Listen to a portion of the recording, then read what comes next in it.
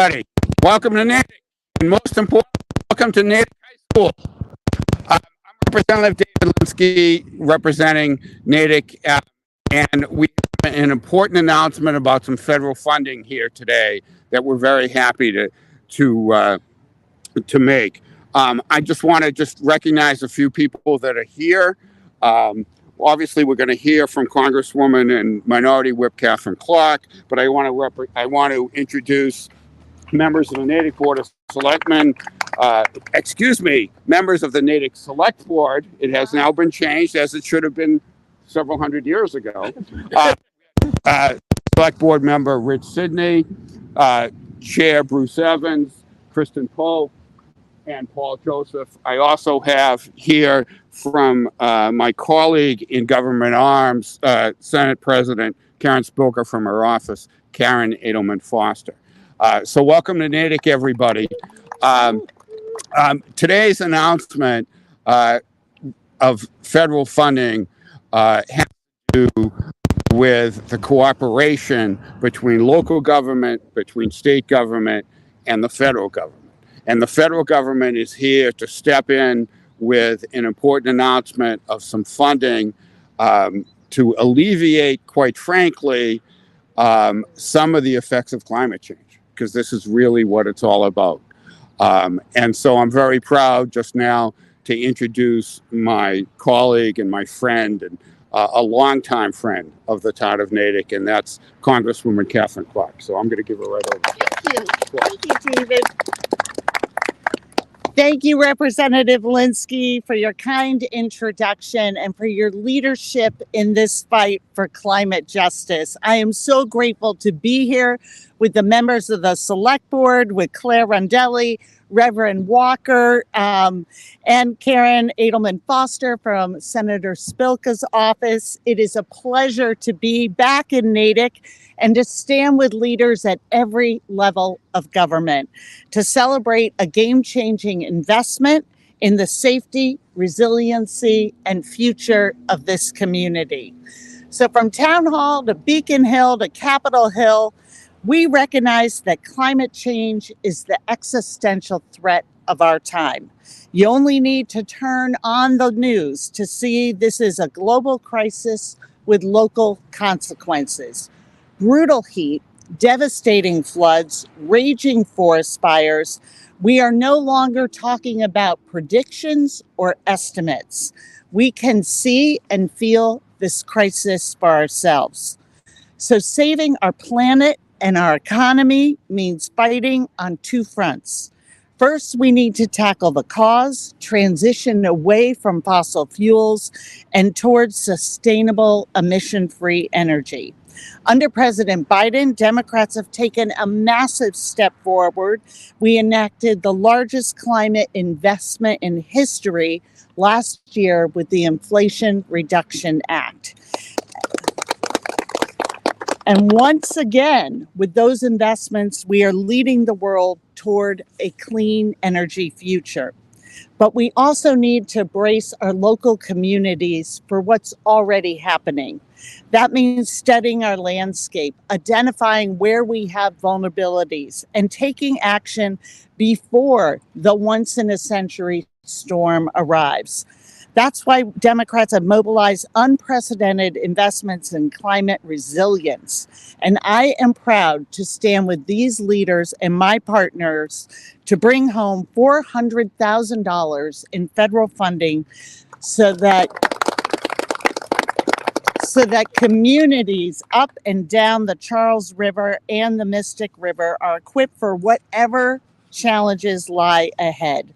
And I am so grateful to the Charles River Watershed Association. That is an applause line for leading this effort on behalf of residents across our region. I am proud to be your partner in the fight to hand the next generation a safer, more resilient home, and to share some more insight into how this investment will be put to work. It is my privilege to turn the mic over to a champion for this community, a wonderful partner in this work, the Executive Director of the Charles River Watershed Association, Emily Norton. Thank you, Emily. Thank you, Congresswoman. We are here because Congresswoman Clark cares deeply about the communities in her district and understands the vital role that the federal government plays in helping people, in this case, helping prepare people and protect them from the kind of devastating flooding we have just seen in Western Mass and Vermont. When we told Representative Clark about this project and that it's about protecting people and property from climate change impacts, she said, absolutely, sign me up, whatever I can do to help. And her office has been amazing.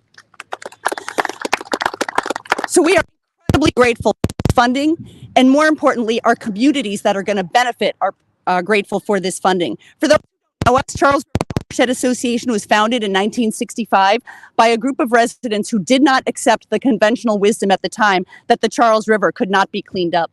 58 years later, the Charles is much cleaner because people put their minds to it and made the necessary financial investments to clean it up. There are 35 cities and towns in our watershed, all the way from Hopkinton to Boston, and they are all at risk from climate change, extreme heat, flooding, drought in particular. And that's where we come in. CRWA has been advocating for better ways of managing water for nearly 60 years. That's how you get a cleaner river. That's also how you get more climate resilient communities. The old ways of managing water as you develop land by filling in wetlands, bulldozing streams, paving everything over, and sending stormwater into storm drains and culverts is not going to work anymore. And it is putting us all at risk now and even more in the future as we face bigger rainstorms. The kind of devastation that we just saw in Western Mass and Vermont, that was just blind luck that it was not us. And we know that that day is coming. We are going to see those storms. Climate science tells us that, and here in Massachusetts, we accept science. Yes, that's also an applause line. So that's what this funding is about. In 2019, CRWA founded the Charles River Climate Compact with over a dozen of our watershed communities, including Natick, in order to help our cities and towns work together to identify and invest in climate resilience, particularly focusing on nature-based solutions, rain gardens and bioswales to infiltrate and absorb stormwater, infiltration chambers to hold floodwaters to mitigate flooding, conserving land in flood-prone areas rather than letting it be developed and increasing risks. These projects not only mitigate flooding, they result in cleaner water, cooler air, more wildlife habitat, more access to nature, which brings mental and physical benefits, and more. And very importantly, the Climate Compact takes a watershed approach to this work because floodwater does not respect municipal boundaries. The Climate Compact, directed by CRWA's Julie Wood, Julie, raise your hand, amazing, had already identified close to a dozen projects, including one here at Natick High School, which Claire Rondelli is going to talk more about. This $400,000 grant allows us to identify many more projects, test out new strategies and techniques so that we can be sure that public dollars are invested wisely in what works. This funding allows us to get ahead of disasters rather than wait for them. This funding also complements state funding. And I appreciated what Representative Linsky said about the federal and state partnership, because that is what this is. The Municipal Vulnerability Preparedness Program also helps fund this program. So thank you again, Congresswoman Clark, for your critical support. We look forward to having you back for the groundbreaking. And with that, I'll turn it over to Claire Rondelli from the town of Natick. Thank you.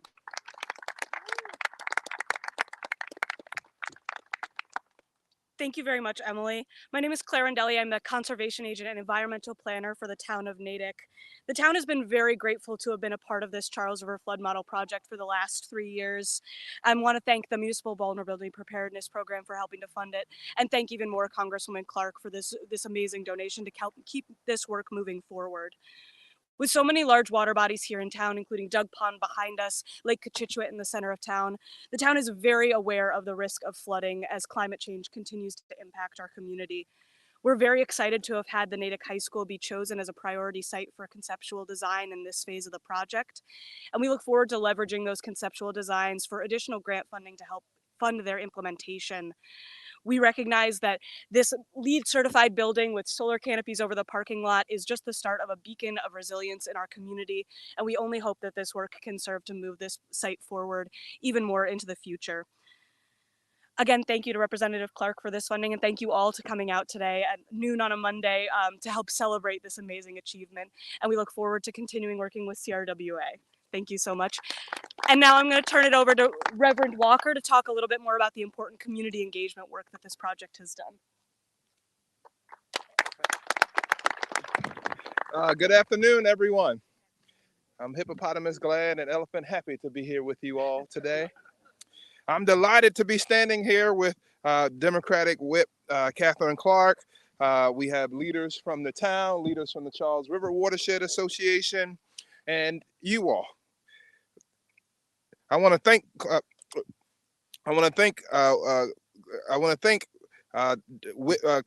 Congresswoman Clark for her leadership at the federal level that allows nonprofits like CRWA, CREW, and others to help bolster local climate resilience among cities and towns among the watershed. We know that climate change is the greatest existential threat to our human existence and as well as other species. Since 1958, precipitation during heavy rainfall has increased by 55%. It is very clear and transparent that climate change is an issue that we are wrestling and grappling with today. While the whole world is impacted by climate change, environmental justice communities are disproportionately harmed by extreme weather impacts. Part of the mission of CREW is to help communities prepare for extreme weather through education, planning, and service. In fact, next month in the city of Cambridge, we will be distributing what we call cooling kits to the unhoused community members that live in the city of Cambridge. We know that thank you. We know that extreme heat is deadly, dangerous, and disastrous. We know that on any given night, up to 500 people, a little over 500 folks in Cambridge are unhoused. And these cooling kits that CREW will be providing next month, we've also provided to residents in Boston and Brockton during previous summers. Along the Charles River, about 60% of people who live in the watershed live in environmental justice neighborhoods. CREW has been proud to work with the Charles River Watershed Association since 2020, as we have been partners on this initiative of helping prepare communities for flooding since 2020, and we have engaged hundreds of people through both online and in-person events, and we look forward to engaging hundreds more. As part of our work on CREW, as part of our team, CREW is committed to engaging people who may not necessarily show up to a climate planning meeting, but who, like all of us, will be impacted by climate change. And in some cases, some of these communities may experience disproportionate impacts. As we mentioned, that 60% of the watershed is an environmental justice community. And to date, what CREW has done is help organize adult education classes for non-native English speakers, attending numerous town communities celebrating days, hiring interpreters to join us at events, partnering with language justice advocates and senior advocates, connecting with faith communities, and much more. CREW will continue to talk with people in the community to understand their concerns and needs so that we can help folks adapt to climate change and invest in new infrastructure and build stronger communities that benefit everyone. The Charles River flood model was first developed in 2021, and prior to our team coming together, CRWA, Weston Sampson, and CREW, to do this, local decision makers did not have any information about where and when flooding was going to occur, or worse, as our climate changes. This model lets the team test our viable flooding mitigation strategies and find effective solutions before investing millions of dollars on the ground for implementation projects. We know that flooding does not have any political boundaries, so building a flood forecasting models at the watershed scale is the most accurate approach. It also is more efficient and allow us to look at a wider array of strategies to reduce flooding by considering how upstream activities can reduce or exacerbate downstream flooding. Finally, we want to thank again Representative Katherine Clark for her bold leadership in helping us secure federal funding that will be used to manage stormwater runoff and mitigate flooding in Natick, and not only in Natick, but in also cities across the Charles River watershed. Thank you.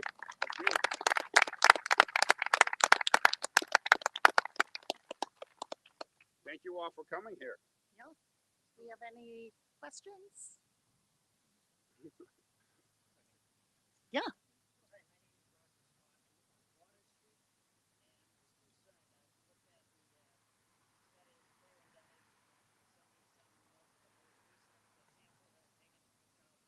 Mm.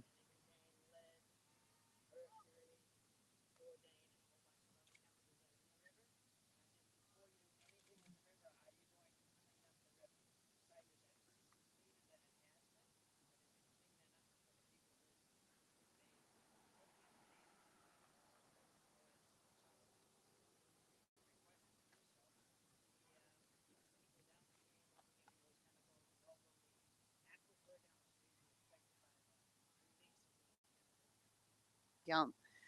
Thank you. I'll bring Claire or Emily, anyone who wants to talk about the ongoing remediation, but the answer is no, it is not clean enough.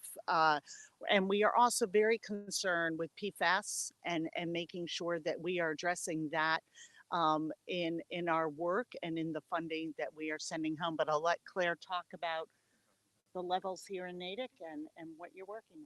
Of course. So as mentioned, and I won't get into too much detail, as this is a separate issue from the funding that Congresswoman Clark's office is so generously giving. The current sediment levels behind and in front of the Charles River Dam are consistent with those levels that we are seeing across the Charles River in the state. They are not currently at levels that impact groundwater or human health and are very unlikely to impact ecological health. And so while that is definitely something that the town keeps an eye on, at this point in time, it is not any of concern in relation to the dam removal project. Thank you.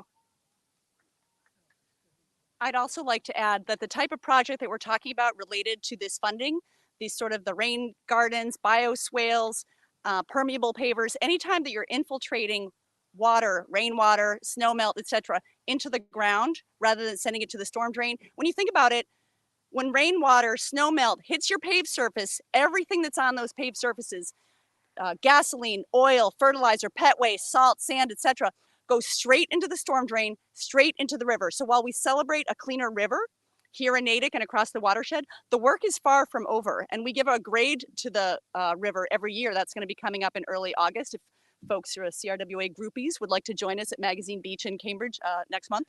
And different segments of the river get very different grades. So it's relatively cleaner in the upper watershed that has less paved surface. And it gets dirtier as you go downstream and you have more urbanized areas. And in fact, the Muddy River tributary is the dirtiest tributary that gets a C- to a D- depending on the year. So this is just a part of our wider work with our communities. We don't make land use decisions at CRWA, your cities and towns do, your select board members, your city councilors. So that's why we work so closely in partnership with them to help them figure out projects, get funding, get it implemented, work with our federal partners so that we can be continuing to clean up the river further. Thank you very much. Thank you very much for coming here today. All right. I think we're all set. All right. All right. Thank you. you. Thank you.